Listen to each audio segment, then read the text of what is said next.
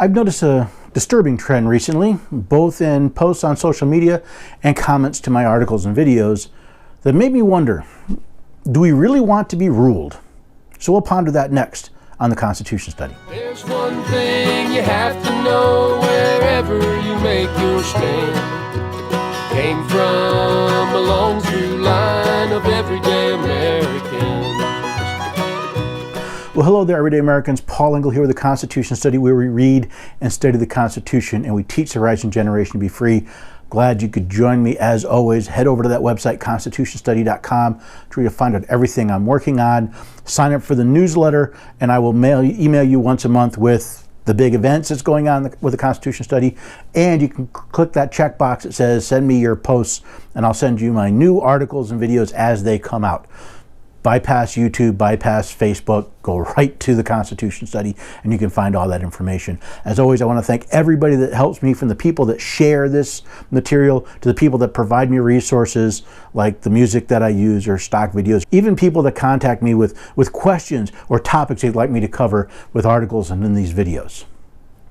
So with that, let me discuss the idea of being ruled. And I'm going to do this kind of off the cuff because I've seen a lot of comments lately that talk about the powers of the federal government, and the whether it's the power of the Supreme Court to say what the Constitution does and doesn't mean, whether it's the power of the federal government to pass any law it wants or tax anything it wants at any time it wants for any reason it wants. And I see a disturbing trend. Now, the trend has probably been there, but for some reason it's just impressed on me more over the last few weeks. And that is this whole idea that we are ruled. You see, it seems to me that people expect to be told what to do by Washington or by their state houses. And until Washington or the state house tells us what to do, we can't do anything. Now, I look back at our history, and that is not the government our founding fathers established. They did not establish a government with a supreme federal government and a fairly useless state government, all managing a people who are basically bound to do whatever they're told by their betters. No, we the people of the United States of America, through our states, created a constitution. Now, we created those states with governments created by the state constitutions, and through the states we create a federal government created by the federal constitution, and we put boundaries on it. We forget when we send people to our state capitals and to our federal capital that they work for us. We live in a republic. The sovereignty remains with the people. We elect representatives to do our work in our name for us. But for some reason, we think when someone goes to Washington or goes to our state capital, suddenly they become geniuses and they have the ability to tell us what to do. That's not a free nation, folks. That's a dictatorship. Now, it may not be a monarchy or an oligarchy, but it is a dictatorship. And actually, in many ways, it is an oligarchy. It's a select few dictating and ruling a people. Now, this shows up in lots of different ways. So let me talk about some of those. For example, the concept that whatever the Congress can pass in legislation and get signed by the president, well, it's law. Well, that's not true. See, the Constitution says only laws made pursuant to the Constitution, meaning within the powers delegated to the branches of the Constitution. Only those laws are supreme. Only treaties made within the powers of the Union, of the United States, are supreme. Whether you're dealing with Alexander Hamilton or the Marbury versus Madison case, the idea that a legislative body can pass laws in contrary to the Constitution and have those laws be valid is anathema to the nation, to the country that our founding fathers created. They're void. They're of no substance.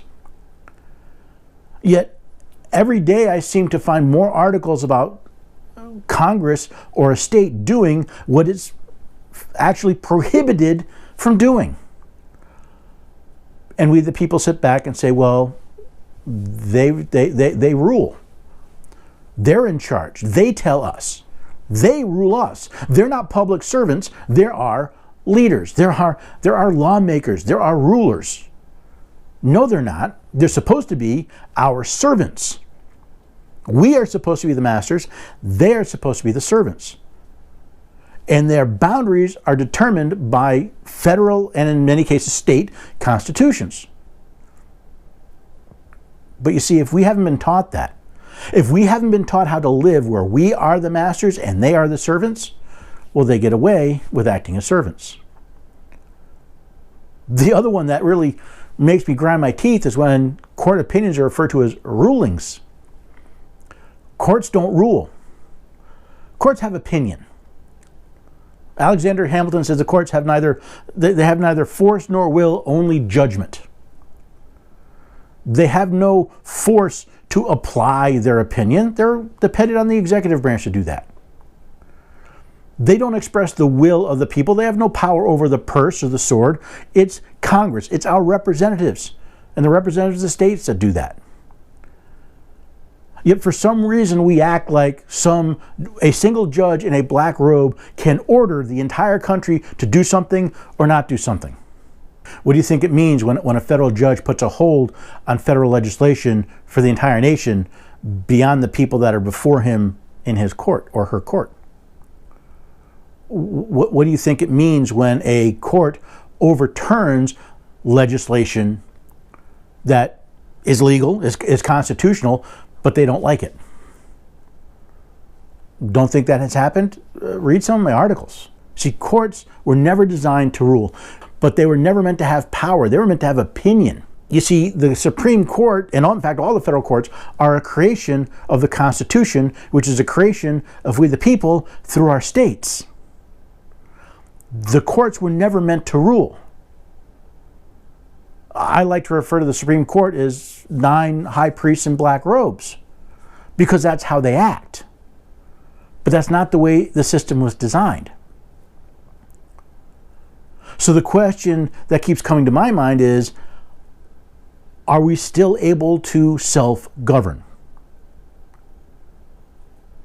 See, I believe it was Abraham Lincoln talked about the experiment in self-government that America is. That the idea of United States, taking people, a free people, forming states, and then having those states form together in a union, but letting the people govern themselves, the idea that is happening was unique. But are we self-governed anymore? Because we've been taught, we've been trained, no, government must tell us.